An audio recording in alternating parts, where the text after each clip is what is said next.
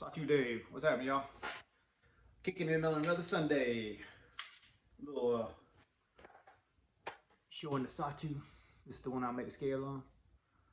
Yeah, I like it. All right, anywho, so the other Sawtooth that I was talking about last week, last couple weeks, I guess, maybe up to, I don't know, I can't remember what I even said in the videos. But anyway, a couple people, because two people really wanted them. My buddy Aaron, kind of, sort of was gonna swap the blade out with his, and he wasn't really using it anyhow. So I kind of talked him into, I don't know, hopefully it's not a bad decision, but I kind of talked him into selling it to somebody else that was going to use it. He ended up getting another knife, so we'll see if he likes it. If not, I told him I'd buy it off him, or we'll work out a trade or whatever he wants. So if he wants another Sawtooth, I'll hook him back up. But anyhow, hooked two people up with Sawtooth, so that was fun. Instead of just one, get two people hooked up with them. So hope both of y'all enjoy them when y'all get them, which will be probably Tuesday, Wednesday, something like that.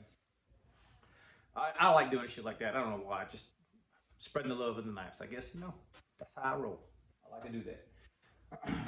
So, getting a little, where am I? Let's see if I can see it. DSK shirt. Yeah, so I got that Blade Show years and years and years ago. 16, 17, something like that. It might have been the first time Dan even went to Blade Show. I don't think he does Blade Shows at all anymore. And y'all seen this knife. This is the anniversary knife. My wife calls Annie. Cool ass GF1-T. I think that's how he says it. GF2. I'm sorry, GF2T. I got a GF1 on order. It has been on order since, well, on order. I say on order, but it's more like on the books, I guess, since January. So I talked to him a couple weeks ago, and he said basically mine's the next heat treat cycle, or should be the next heat treat cycle. So hopefully coming up pretty soon, I'll have my new DSK. I'm kind of looking forward to it. Kind of, sort of, I don't know, just feeling DSK right now. Ironically, it's funny, so let me stand it so y'all see the shirt. See, it's kind of loose on me now, right?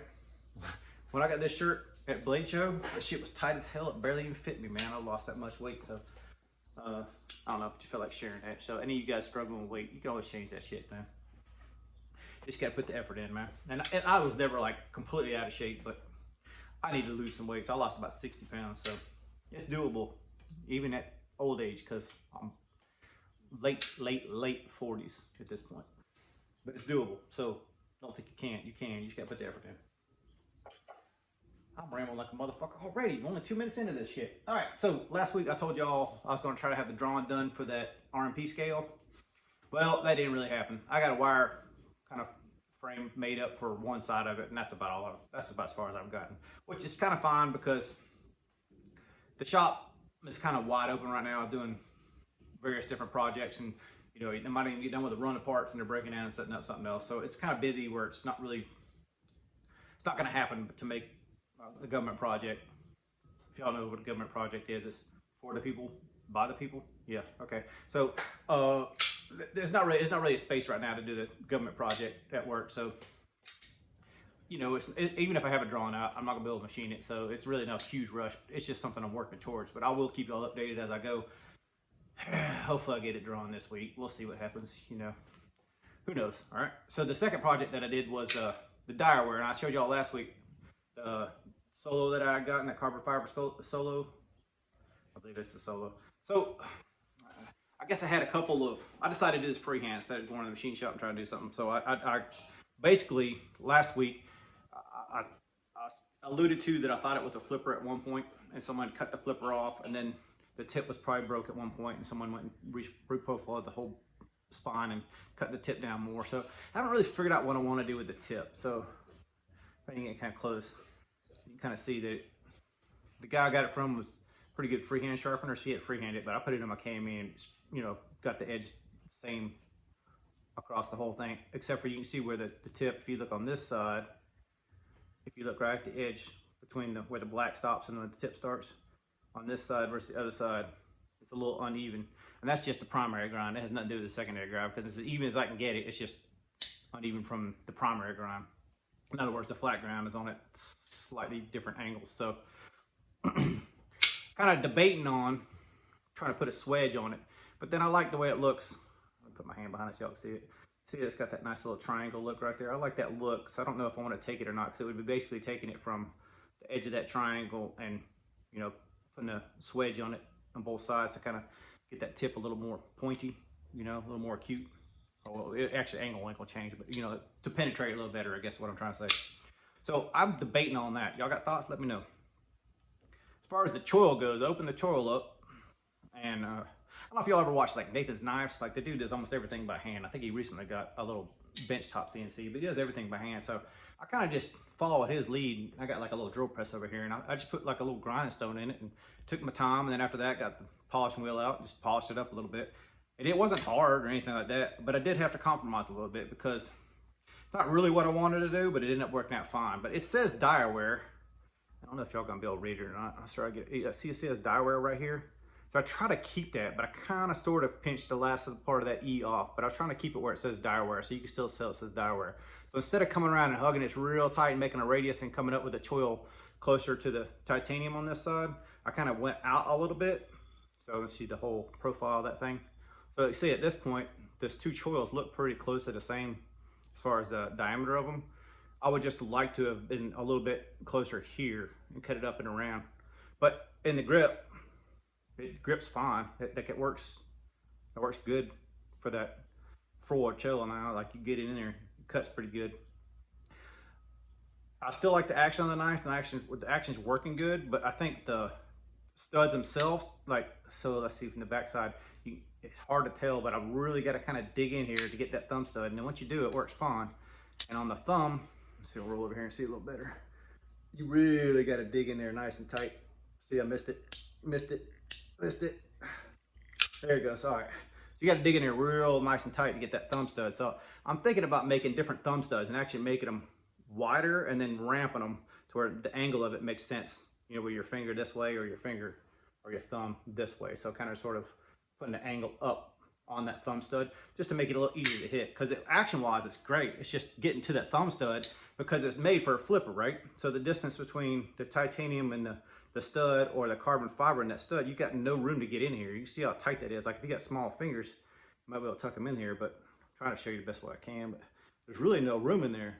See, it doesn't really stick above the scale, so there's very little. I mean, it looks like it does because it's radiused or contoured rather. So you do have some room in there, but my fat fingers, I can't. It's hard to get in there. So anyway, the choil's done. I think I'm gonna call that choil where I like it good enough. I might do the thumb studs and I might do the swedge at the top there. I haven't really decided, but you know, I got this at a good enough price, pro price, that you know, it's just a fun project at this point. I dig it. I haven't been able to put it down. Like, if you follow me on Instagram, like, excuse me, I didn't post a lot of pictures. I haven't really been doing a lot anyhow because everybody's doing videos, man. And videos just ain't my thing on Instagram. I'd rather just see pictures. But neither here nor there. I haven't been posting a lot of things about the knives because I've pretty much been carrying the same blades all the time. Like, if you follow me on Instagram and I don't post a picture, it's usually because I'm carrying a Sawtooth and something else. And I just figure that everybody that watches me gets tired of seeing all the Sawtooths all the time. Like, every one of my videos, I start the video with a Sawtooth, right? So if you really want to see one, click on any of my videos, you'll see a Sawtooth. But that's the update on both the projects I said I was going to work on last week. And the next one was a complete, I guess more or less a shocker for me. I ain't gonna say a shocker, but not something I normally would buy. But, you know, as a consumer of YouTube, you kind of sort of get, I don't want to say you get sucked in, but, you know, we get kind of, I don't know, kind of cleave ourselves into groups of, like, you know, folder guys or fixed blade guys. There's some guys that do both, but, you know, for the most part, especially watching YouTubes, you get into that kind of thing. And I realized when I was starting to look at my fixed blades that I didn't have any bruisers like I do my folders. And I'm a bruiser folder kind of guy. Like, I have other ones that I wouldn't consider bruisers, but that's the knives that I like the most, is the bruisers. And I watch guys like Carboys, Cutlery, All Scab, and Pistol Pete, like those guys, and Grubbs. They got a lot of really cool big ass knives. Donnie B all day, of course. So I guess I got influenced. And I got this big old bastard. So this is the De Puzon. I can't remember how to say his name. Y'all correct me, I'm sure you will. Work Tough Gear, which I believe is Taiwanese. So I believe, I don't know, maybe Indonesian, I don't know. Y'all tell me where that is from too. This is the something Bowie. I can't remember what he called it. I can't read it. I don't have my glasses on, so I can't read it. But this is the second run that just came out. And I actually looked Friday, and they were sold out. And then Grugs posted something on Saturday morning and said, hey, they had a few more left. Jump on there real quick, get you one. And that's how I got it. So this is the, I think, War Bowie or something like that. Wilderness Bowie. I don't know. Something like that. Bowie. How y'all say that? So I'm looking forward to trying this one out. Seeing how it works for me, because fixed blade wise, like, I don't have a whole lot of big bruisers like this, and I thought, well, you know, maybe it transfers. I don't know. So in the hand, I like the feel of it. You know, I see most people get these things, they go to chopping right away and sort like that. But I'll have to admit, this is probably the first bigger fixed blade that I've had. So I got to learn how to wield it. I'm not going to just pick it up and just start cutting shit, trying to act like I know what the hell I'm doing. I don't. I truly don't.